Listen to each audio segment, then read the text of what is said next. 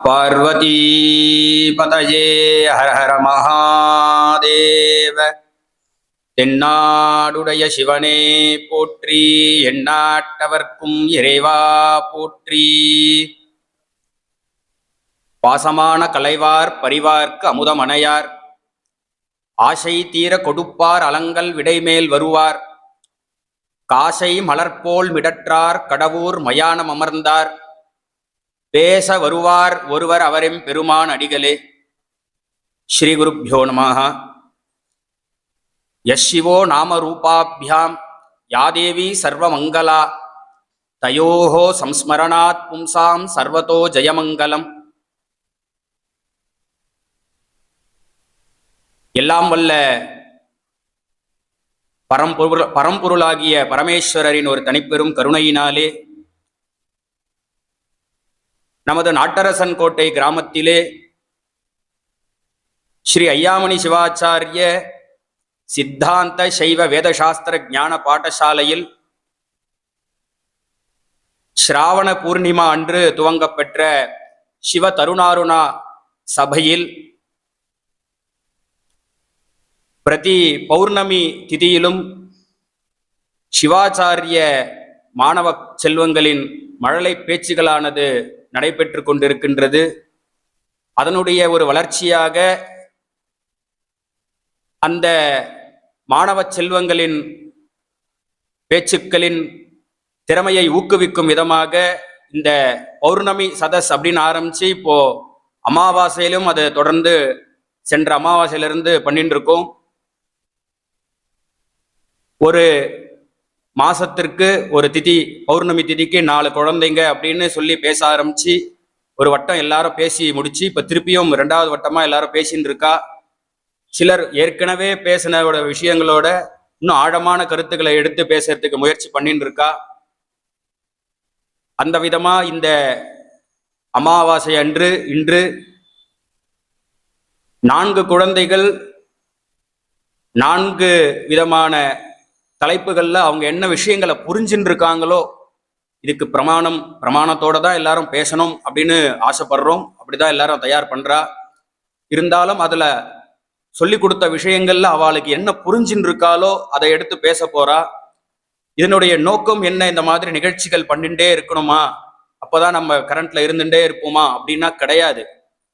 பாடசாலைன்னா வெறும் கிரியாபாகம் மட்டும்தான் கத்துக்கணும், கிரியாபாகத்தை தெரிஞ்சுண்டு வெளியே போய் கும்பாபிஷேகங்கள்ல பிரயோகங்கள்ல எல்லாரும் மிளறணும் அப்படிங்கிறது ஒரு பக்கம் எண்ணம் இருந்தாலும், ஞானபாத விஷயங்களும் குழந்தைங்களுக்கு தெரியணும். ஆகம புஸ்தகங்களை ஆராய்ச்சி பண்றதுக்கு பசங்களுக்கு இது ஒரு அடிப்படையா இருக்கணுங்கிறதுக்காக ஆரம்பிச்சதுதான் இந்த தருணாருண சபை.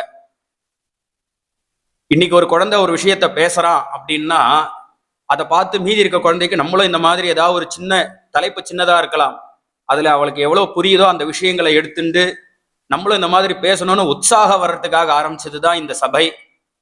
அது தொடர்ந்து நடந்துட்டு இருக்கு. அந்த விதமா எல்லாரும் இதுல கலந்துண்டு எல்லா மாணவர்களும் பேசுறாங்க. அதுல இப்போ இந்த மாதம் 4 குழந்தைகள் பேச போறா. இந்த 4 குழந்தைகளும் 1ஆம் ஆண்டு மாணவர்கள், சேர்ந்து ஒரு 3.5 மாசம் 4 மாசம் தான் ஆகிறது.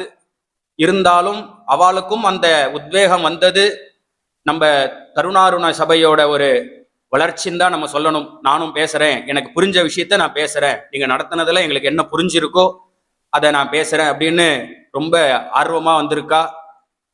அந்த விதமா இந்த மாசம் பேசக்கூடிய 4 குழந்தைகள் யார் யாருன்னு பார்த்தோம்னா,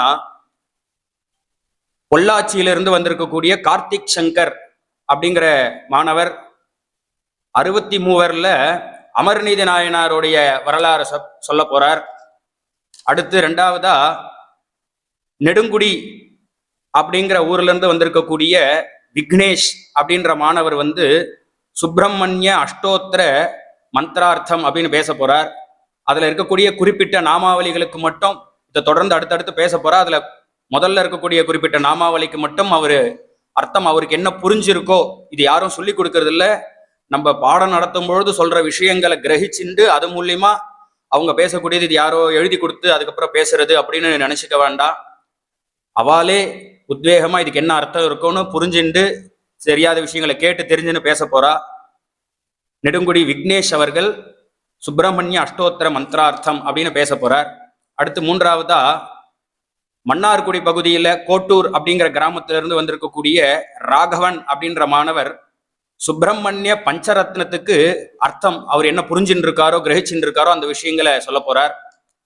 அடுத்து பொள்ளாச்சி பகுதியில நெகமம் அப்படிங்கிற ஊர்ல இருந்து வந்திருக்கக்கூடிய கீர்த்திவாசன் அப்படின்ற மாணவர் கணேச அஷ்டோத்தரத்திற்கு ஏற்கனவே போன சதஸ்ல ஒரு மாணவர் அர்த்தம் சொன்னார். அதனுடைய தொடர்ச்சியா அதுக்கு அடுத்து வரக்கூடிய ஒரு 10 நாமாவளிக்கு அவர் அர்த்தம் சொல்றதுக்கு அவர் என்ன புரிஞ்சுன்னு இருக்காரோ அதை சொல்ல போறார். இத ஆன்லைன் வழியா பார்த்துட்டு இருக்க பெரியவா எல்லாரும் அவளுக்கு அனுகிரகம் பண்ணணும், இது மேல மேல வளரணும் அப்படின்னு சுவாமியை பிரார்த்தனை பண்ணிட்டு இப்பொழுது இந்த சதஸை துவங்குறோம். முதலாவதாக அமர்நீதி நாயனாரை பத்தி பேச போறார் கார்த்திக் சங்கர் அப்படின்ற மாணவர் பொள்ளாச்சி. தொடர்ந்து அப்படியே நான் சொன்ன வரிசையில எல்லா மாணவர்களும் வரிசையா பேசுவார்கள். நம பார்வதி பதயே.